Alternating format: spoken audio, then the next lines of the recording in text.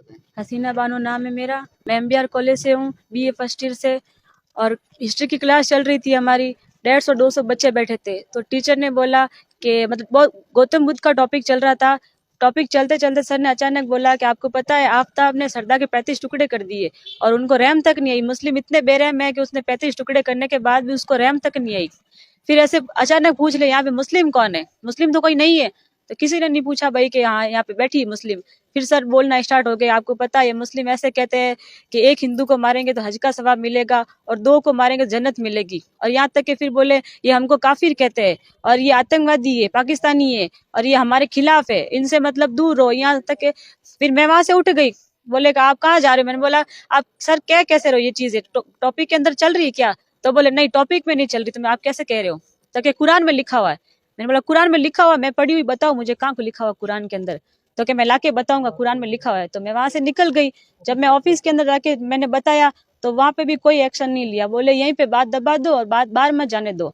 फिर जब मैं कॉलेज से बाहर निकली तो मेरे को मुंह पे मेरे गेट बंद कर दिया। बोले इस लड़की को बाहर मत जाने दो, अगर बाहर चली गई तो हंगामा हो जाएगा, इसको यहीं पे रखो और बात को यही खत्म कर दो। जितने में राजू चौधरी आया, राजू चौधरी ने बोला कि तू अगर थाने जा सकती है तो जा, थाने जाके दिखा, फिर हम तेरे साथ में क्या करते हैं वो तू देख लेना। और तुम, मैं खुद कहता हूँ कि तुम मुस्लिम हरामी हो, हराम जाते, ये सब मीट खाते हो और हरामी हो और मोहम्मद पैगंबर साहब की नस्ल हो तुम, तो तुम कभी सही नहीं रह सकते।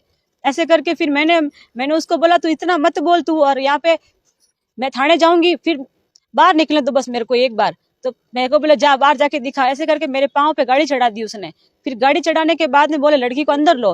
कॉलेज के अंदर 2 घंटे मेरे को बैठा के रखा।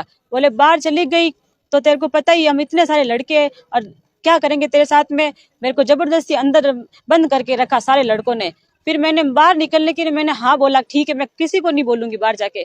फिर मैं जब बाहर आई तो सारे लड़के मेरे आसपास घूमते रहे कि अगर घर पे नहीं, तू घर पे गई तो ठीक है और थाने चली गई तो तेरे को पता ही हम तेरे पीछे ही आ रहे हैं।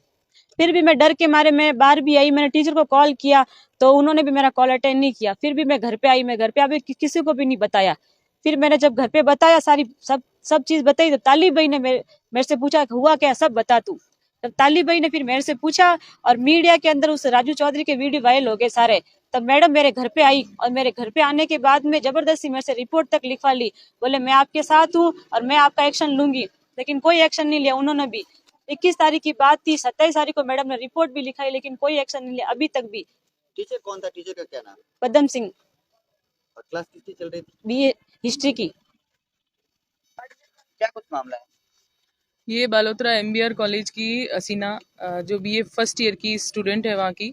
वहाँ कॉलेज में हिस्ट्री की क्लास चल रही थी और वहाँ के ही प्रोफेसर पदम सिंह जी, उनके द्वारा टॉपिक से बाहर जाते हुए इस्लाम के ऊपर, मोहम्मद साहब के ऊपर, जातिवाद और एक भड़काऊ स्पीच देना कॉलेज के अंदर, जो कि एक विद्या का मंदिर है जहाँ विद्या से संबंध में बातें आप जो आउट ऑफ सिलेबस बात कर रहे हो, आउट ऑफ कोर्स जाके बात कर रहे हो, ऐसी गलत बयानबाजी करते हो तो ये गलत है।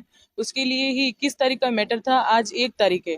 वहाँ पे जहाँ ये केस भी दर्ज करवाने गए वहाँ भी मैडम ने इनके साथ बुरा व्यवहार किया, फिर भी इनका कोई सुनवाई नहीं हो रही उस चीज़ को लेके आज हम एसपी साहब के पास आए हैं और यहाँ पे हम ज्ञापन देके हमारी न्याय की मांग करने हैं।